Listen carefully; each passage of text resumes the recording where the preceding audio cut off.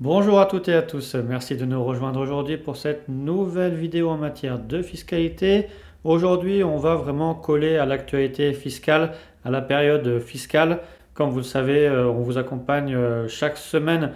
en matière de fiscalité depuis maintenant presque 2 ans. Et là, on est sur la période comme chaque année, en début d'année, où les entrepreneurs et leurs conseils, notamment les experts comptables, se penchent sur l'arrêté des comptes, sur le calcul du résultat comptable et du résultat fiscal, et le calcul de l'IS en vue de la préparation de l'alias fiscal. Et quand vous êtes pour la plupart entre la date de clôture de votre exercice et la date d'arrêté des comptes, il est parfois intéressant d'avoir un peu d'aide, notamment en matière de fiscalité, et c'est pour ça qu'on a voulu vous faire une vidéo spécifique sur l'audit fiscal, la revue fiscale, pour vous donner nos points d'attention et les contrôles à mettre en place dans le cadre de cette vérification du résultat fiscal et du calcul de l'IS. Puisque vous le savez, on vous donne maintenant depuis plus de 2 ans du contenu gratuit chaque semaine en matière de fiscalité. On essaye de vous donner également toute l'actualité jurisprudentielle, notamment par la loi de finances, et les vidéos qu'on a faites en début d'année de présentation sur l'actualité législative, donc sur la loi de finances 2022 et l'actualité jurisprudentielle 2021. Et pour ça, on vous renvoie à nos vidéos. Mais comme je le dis souvent, les vidéos gratuites sur YouTube, c'est bien. L'accompagnement dans le réel, c'est quand même mieux de pouvoir échanger sur vos problématiques fiscales. Et c'est pour ça qu'on voulait vous échanger nos points d'attention, tous les contrôles à mettre en place pour sécuriser vos opérations fiscales sur l'année et notamment arriver à un bon calcul de votre résultat fiscal et de votre impôt sur les sociétés à payer. Et d'ailleurs, si vous avez des questions à ce sujet, on vous renvoie à notre lien Calendly où vous pouvez directement réserver un rendez-vous avec nous pour échanger sur vos problématiques fiscales. Mais en tout cas, pour revenir à la thématique de notre vidéo, ce qu'on a mis sur la miniature, c'est effectivement quand vous êtes sur la clôture de l'exercice, vous allez aller sur l'arrêté des comptes, le calcul du résultat comptable, le calcul du résultat fiscal, le calcul de l'impôt sur les sociétés, transmission de votre liasse fiscale. Et vous savez bien que du passage au résultat comptable, au résultat fiscal, il y a une petite gymnastique à faire selon vos produits et vos charges et selon votre activité et les opérations que vous avez passées sur l'année. Vous avez certains retraitements fiscaux et des déductions ou réintégrations extra-comptables à effectuer. C'est pour ça qu'on va vous présenter dans la vidéo nos conseils et les points d'attention en matière de passage du résultat comptable au résultat fiscal et également tous les contrôles autres à effectuer. On va voir qu'il y en a beaucoup pour être sûr que vous êtes bien dans les clous en matière de fiscalité. Puisque effectivement, à côté du calcul en tant que tel du résultat fiscal, il y a aussi tout un pan déclaratif à bien valider, notamment sur vos obligations déclaratives spontanées. Donc vous devez transmettre à l'administration fiscale du fait de vos obligations en la matière et également toutes les documentations que vous devez tenir à l'administration fiscale lors d'un contrôle et pour pouvoir lui fournir à première demande. Puisqu'en effet, qui dit conformité fiscale dit également conformité des obligations déclaratives et des obligations documentaires en matière de fiscalité. Donc c'est pour ça qu'on va reprendre tous les contrôles à effectuer en la matière et qui sont des contrôles effectués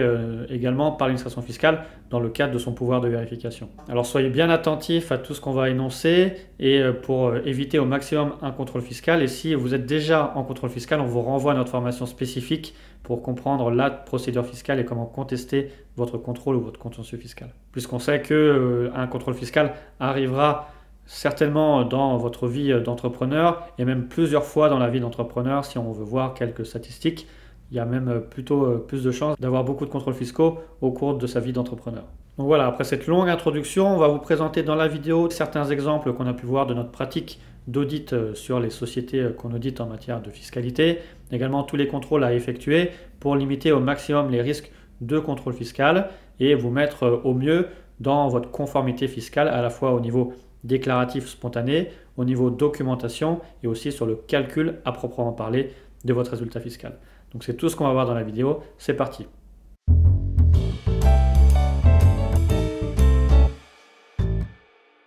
Alors effectivement, avant de commencer, comme d'habitude, abonnez-vous, likez, partagez pour qu'on puisse vous apporter de plus en plus de contenu gratuit en matière de fiscalité et bien sûr faire grossir notre chaîne. Ensuite, on tenait à vous rappeler que tout ce qu'on va vous dire dans la vidéo, en fait, ça fait partie de nos formations, de notre école Ma Formation Fiscalité et à la fois des formations sur les principes généraux de la fiscalité française et aussi de notre formation sur le contrôle et le contentieux fiscal et toute la procédure fiscale en tant que telle. Donc en tout cas, pour revenir sur la thématique de notre vidéo et sur les contrôles à opérer pour la bonne détermination de votre résultat fiscal, on peut penser qu'il y a 3 étapes, 3 niveaux nécessaires à vérifier chaque année pour être sûr que vous êtes bien en conformité avec vos obligations fiscales. La première étape sera de contrôler le bon établissement de vos déclarations et du respect de vos obligations déclaratives spontanées que vous devez transmettre dans le cadre de vos obligations chaque année ou chaque mois. Donc on va détailler tout ça et il faut penser comme si c'était un vernis superficiel ou si vous avez une maison, on peut prendre un exemple, si c'était votre jardin, d'avoir un bon entretien de votre jardin et de tout ce qui est exposé aux tiers et notamment à l'administration fiscale. Ensuite, le deuxième niveau, la deuxième étape à contrôler, c'est le respect de toutes vos documentations internes à établir et à pouvoir fournir directement à première demande lors du contrôle fiscal à l'administration fiscale. Et dans ce cas-là, on peut parler d'un vernis interne. Et si on reprend l'exemple d'une maison, ça serait votre intérieur, de montrer qu'en cas de contrôle fiscal, l'inspecteur qui va rentrer dans votre maison fiscale va voir qu'il y a une bonne décoration, que tout est entretenu et que ça laisse supposer que vous pouvez répondre à vos obligations et au fonctionnement intégral de votre fiscalité et de votre intérieur, notamment électricité, eau, etc. Et enfin, la dernière étape, on arrive au calcul du résultat fiscal et au vrai fonctionnement de votre maison fiscale. C'est là où on va vraiment regarder en profondeur le passage du résultat comptable au résultat fiscal et contrôler si vous avez bien suivi toutes vos obligations fiscales et tous les retraitements fiscaux à opérer. Donc là, effectivement, on s'attarde vraiment au fonctionnement de votre maison fiscale. Regardez si l'électricité marche, si vous avez l'eau courante, si vous avez le chauffage, etc. Donc si on veut reprendre étape par étape plus distinctement ce qu'il y a à faire comme contrôle et les contrôles tirés de notre pratique en matière d'audit, c'est d'abord la première étape, effectivement, contrôler ce vernis extérieur,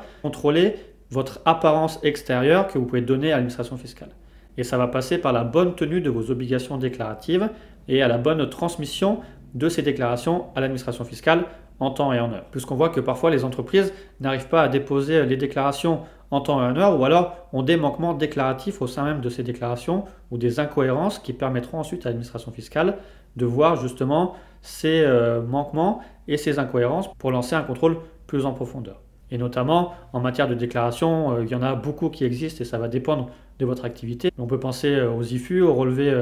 des frais généraux, les déclarations sur les commissions, les honoraires, etc. De même, si vous avez une activité internationale, il est possible que vous ayez une documentation prix de transfert à transmettre, une version simplifiée, ou alors que vous soyez tenu selon le montant de votre chiffre d'affaires, et notamment si vous êtes un groupe à l'international, par des obligations CBCR, et bientôt les obligations CBCR publiques, des obligations également de déclaration des retenues à la source, ou alors de la DAXIS sur les montages transfrontières dits agressifs, et également les obligations en matière de TVA, de bien remplir ces obligations CA3, les DEB, les DES, selon votre activité. Et sans parler des obligations en matière de e-reporting ou invoicing qui vont arriver à partir de 2024 et qui vont obliger les entreprises à transmettre encore plus d'informations directement et spontanément à l'administration fiscale. Donc on voit déjà de manière spontanée, l'entreprise a beaucoup de déclaratifs à faire et d'informations à communiquer à l'administration fiscale et chaque manquement ou chaque incohérence dans ces déclarations, entre elles, peuvent entraîner un contrôle de l'administration fiscale, en tout cas des demandes de précision complémentaires sur les incohérences et les manquements. Donc c'est pour ça que la première chose à faire, c'est de bien valider toutes vos obligations déclaratives, de bien être sûr que vous déposez ces déclarations sans retard et qu'il n'y ait pas d'incohérence entre toutes ces déclarations.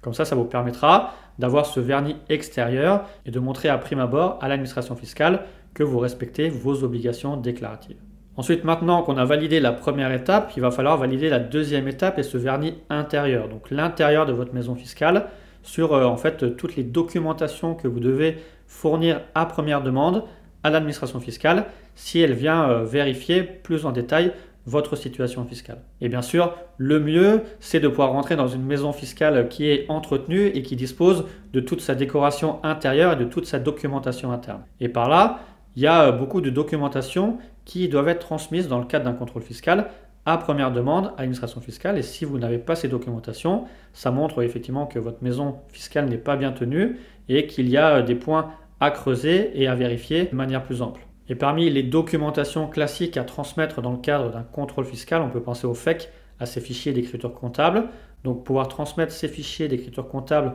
au début du contrôle pour permettre à l'administration fiscale de faire ses premiers recroisements et de faire tourner dans sa moulinette ce fichier d'écriture comptable pour faire ressortir certains manquements. C'est vraiment une prérogative que chaque entreprise doit avoir au sein même ses FEC et des FEC conformes aux attendus sur le fond et sur la forme. Ensuite, en matière internationale, on peut penser aux documentations prix de transfert et notamment la possibilité d'expliquer vos flux intra-groupe et les montants de charges ou de produits que vous avez avec des sociétés liées. Et enfin, également en matière de TVA, on peut penser à la piste d'audit fiable, de pouvoir documenter toutes les opérations pour tracer tout le chemin en matière de TVA qui vous aura permis de calculer votre TVA collectée et déductible. Donc là, on a parlé des 3 grosses documentations à avoir et les principales. Effectivement, ça n'empêche pas non plus d'avoir tous les justificatifs de charges et de produits et tous les contrats, etc. pour bien montrer la véracité des charges et des produits pour le calcul ensuite du résultat fiscal. Et d'ailleurs, ces documentations ne sont vraiment pas à négliger puisqu'il y a des amendes, des sanctions et ça laissera voir à l'administration fiscale que vous ne remplissez pas vos obligations documentaires et potentiellement indiquer des manquements sur le calcul de votre résultat comptable et résultat fiscal. Donc on voit là, on a fait le point sur votre vernis extérieur, les obligations déclaratives spontanées, le vernis intérieur sur votre documentation interne à pouvoir transmettre à première demande à l'administration fiscale, donc que vous devez tenir à jour pour être transmise directement et pas une documentation faite dans la panique lors du démarrage du contrôle fiscal. Pour passer ensuite à la 3e étape, effectivement, la vérification du résultat fiscal en tant que tel. Donc effectivement, c'est bien d'avoir un vernis extérieur, d'avoir un beau jardin à montrer à l'administration fiscale, d'avoir un vernis intérieur avec une belle décoration à montrer à l'administration fiscale. Mais si derrière le fonctionnement de votre maison fiscale ne marche pas, que vous n'avez pas l'eau, pas d'électricité, etc., l'administration fiscale va quand même se poser des questions et c'est pour ça qu'il est aussi important de pouvoir justifier l'intégralité du calcul de votre résultat comptable, résultat fiscal et de l'impôt sur les sociétés. Alors sur cette 3e étape, c'est compliqué de faire des généralités sur les manquements qui peuvent arriver puisque on peut tout prévoir et tout finalement peut arriver sur des erreurs des entreprises, mais il y a quand même des points récurrents qui sont contrôlés et qu'on peut voir ressortir des contrôles et des audits qui doivent être effectués en interne ou par nous si vous souhaitez être accompagné sur ce point. Et effectivement, parmi les opérations les plus courantes, on a les questions de la détermination des amortissements et leur traitement fiscal, notamment sur la différence entre charges et amortissements, la question sur les provisions, les distinctions provisions pour risques et charges, provisions pour créances douteuses, également les provisions réglementées, le traitement fiscal des provisions, est-ce qu'elles sont déductibles, est-ce que leur reprise est imposable, également les questions des créances irrécouvrables et la question du passage en créances irrécouvrables. Également, on peut lister la justification des charges déductibles, les charges somptuaires, les charges financières, l'exercice de comptabilisation des produits et des charges, les questions sur les jetons de présence, sur les écarts de conversion, sur les gains et les pertes de change, les abandons de créances, les calculs des plus-values, des moins-values, les règles également d'imputation des déficits en avant, en arrière, on vous a d'ailleurs fait une vidéo dessus, ou alors même sur le calcul en tant que tel de l'impôt sur les sociétés et connaître le taux de l'impôt sur les sociétés. On voit également que si vous êtes sous format groupe, il y a des questions aussi en matière d'intégration fiscale et des retraitements fiscaux pour le calcul du résultat d'ensemble. Donc on voit déjà qu'en matière interne, il y a beaucoup de choses à contrôler et des classiques des retraitements fiscaux à valider au sein même de votre calcul du résultat fiscal. Mais également, si vous avez des opérations internationales, il faudra aussi valider les flux, les transferts de bénéfices et les échanges entre sociétés liées. Est-ce que c'est bien justifié? Est-ce que vous ne tombez pas dans un mécanisme et une clause anti-abus? Est-ce que les charges que vous avez transférées à l'étranger, notamment sur des redevances, sur des prestations de services, sur des assistances techniques, sont justifiées par rapport au prix du marché et au prix de pleine concurrence? Également, il faudra faire attention aux justificatifs à donner si vous êtes en lien avec des pays à fiscalité privilégiée et on ne parle pas que des pays à un taux d'imposition à 0% ou un taux d'imposition très favorable, puisqu'il y a une notion spécifique d'un pays avec une fiscalité privilégiée. Aussi, pour sortir en plus du résultat fiscal en tant que tel et de son calcul, il y a le respect de toutes les obligations en matière d'impôts locaux et également en matière de TVA sur les questions